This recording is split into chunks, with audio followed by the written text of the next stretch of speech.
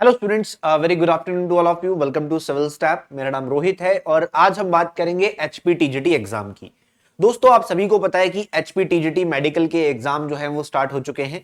अभी कुछ ही दिनों में नॉन मेडिकल के पेपर भी आने वाले हैं और उसके कुछ दिनों बाद आर्ट्स का पेपर भी आएगा। पेपर जो है वो सीबीटी फॉर्मेट में कंडक्ट किया जा रहा है, यानी कि कंप्यूटर बेस्ड टेस्ट यहां पर कंडक्ट करवाया जा रहा है, जो कि बहुत सारे एस्पिरेंट्स के लिए एक नई चीज है।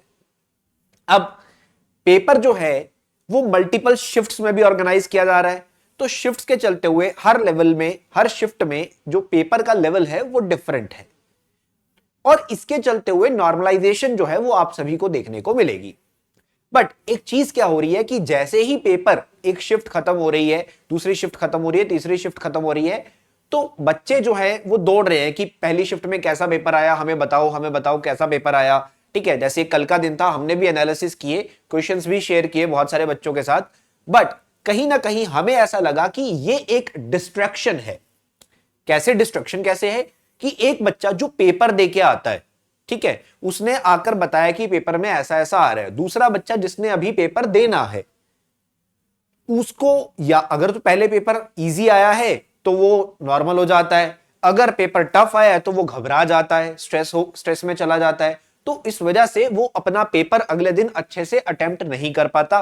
तो उसने देख लिया भाई पेपर तो पहले ही वो डरा हुआ है और पेपर अच्छे से अटेम्प्ट नहीं कर पाया।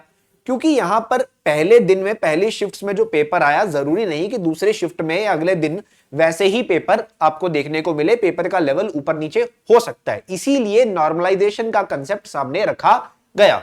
बट इस वजह से हम क्या देख रहे हैं कि जब पेपर को डिस्कस किया जा रहा है या एनालिसिस पहले ही कर दिया जा रहा है, तो स्टूडेंट्स जो हैं उनको डिस्ट्रैक्शन या स्ट्रेस देखने को मिल रहा है। अगर मैं यहां पर एसएससी की बात करूं, स्टाफ सिलेक्शन कमीशन के जो एग्जाम होते हैं, उसमें पेपर का एनालिसिस या पेपर को शेयर करना एग्जाम के चलते हुए बंद कर दिया जाता है कि जब तक पेपर चल रहा है आप उसका एनालिसिस नहीं कर सकते। तो उसी के चलते हुए सिविल स्टाफ ने भी यह डिसाइड किया है कि हम जब तक एग्जाम चलेगा हम एनालिसिस नहीं करेंगे। यहां पर किसी भी तरह का कोई भी एनालिसिस या क्वेश्चन डिस्कशन का वीडियो हमारी तरफ से आपको नहीं मिलेगा रिगार्डिंग द एग्जाम। एचपीटीजीटी मेडिकल का पेपर अभी चल रहा है, 15, 16, 17 3 दिन पेपर ऑर्गेनाइज किया जा रहा है।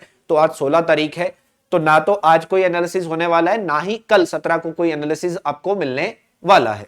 ठीक है, परसों 18 तारीख को हम सभी शिफ्ट्स का, सभी पेपर्स का एनालिसिस करेंगे। जो जो क्वेश्चंस हमें मिले बच्चों की तरफ से, उन सारे क्वेश्चंस को डिस्कस करेंगे, आपके साथ शेयर करेंगे। बट एग्जाम टाइम में ऐसा कोई भी डिस्कशन हमारी तरफ से नहीं किया जाएगा, क्योंकि बहुत सारे स्टूडेंट्स को हमने देखा है, हमें बहुत सारे बच्चों से बात भी करने का मौका मिल रहा है। जैसे कल शाम को बहुत सारे बच्चों से बात हुई, आज सुबह से भी बहुत सारे बच्चों से बात हो रही है। तो बहुत सारे बच्चे जिनका भी पेपर होना है वो स्ट्रेस्ड फील कर रहे हैं। तो इसी वजह से स्टूडेंट्स के हित में ये निर्णय हम ले रहे हैं, ये डिसाइड हम कर रहे हैं कि YouTube के ऊपर या किसी भी तरह की कोई वीडियो हमारी तरफ से नहीं आएगी रिगार्डिंग द पेपर एनालिसिस। वैसे ही नॉन मेडिकल वालों का पेपर होगा, तो नॉन मेडिकल वालों का पेपर होगा, उनका पेपर भी मल्टीपल शिफ्ट्स में होने वाला है। तो मल्टीपल शिफ्ट्स में जब उनके पेपर खत्म हो जाएंगे उसके बाद ही नॉन मेडिकल का पेपर भी डिस्कस किया जाएगा।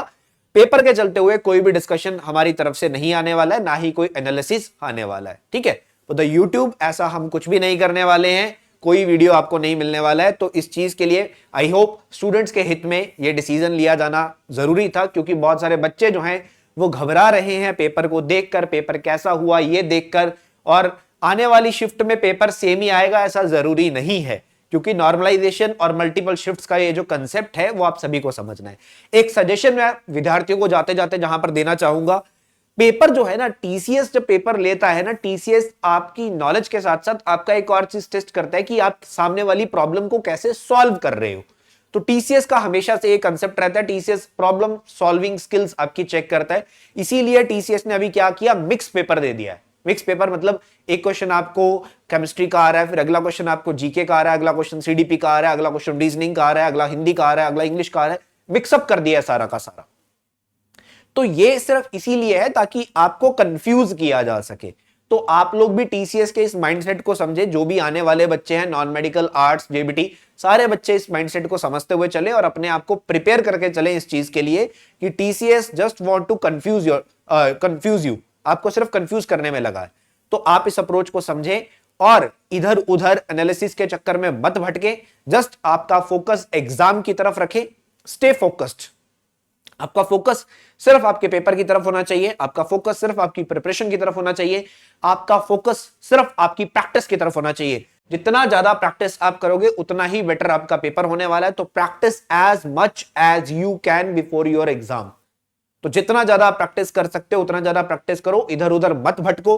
पेपर जैसा आना है वैसा ही आएगा। आई होप अब तक तो बहुत सारे बच्चों को डे 1 से पता ही लग गया होगा कि कैसा पेपर आ रहा है।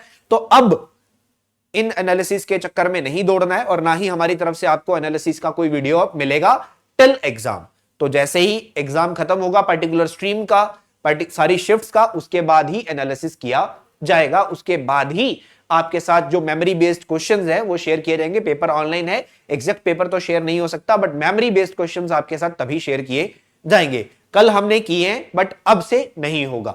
ठीक है, चलिए, तो बहुत बहुत धन्यवाद आप सभी का। एंड जितने भी विद्यार्थी जिनका पेपर है आप सभी को बहुत बहुत शुभकामनाएं। All the best, best of luck. Civil staff की पूरी टीम की तरफ से आप लोग अच्छे से अपना पेपर अटेम्प्ट करके आओ। ठीक है, और मैंने बताया था कि पेपर की शुरुआत कैसे करनी है, कैसे अटेम्प्ट करना है। किसी को कोई कंफ्यूजन होगा तो आप हमसे बात कर सकते हैं। ठीक है, किसी भी प्रकार की सहायता आप में से कोई भी विद्यार्थी हमसे चाहता है तो हम हमेशा अपने स्टूडेंट्स के साथ यहां पर अवेलेबल हैं। तो चलिए, बहुत बहुत धन्यवाद। Thank you so much.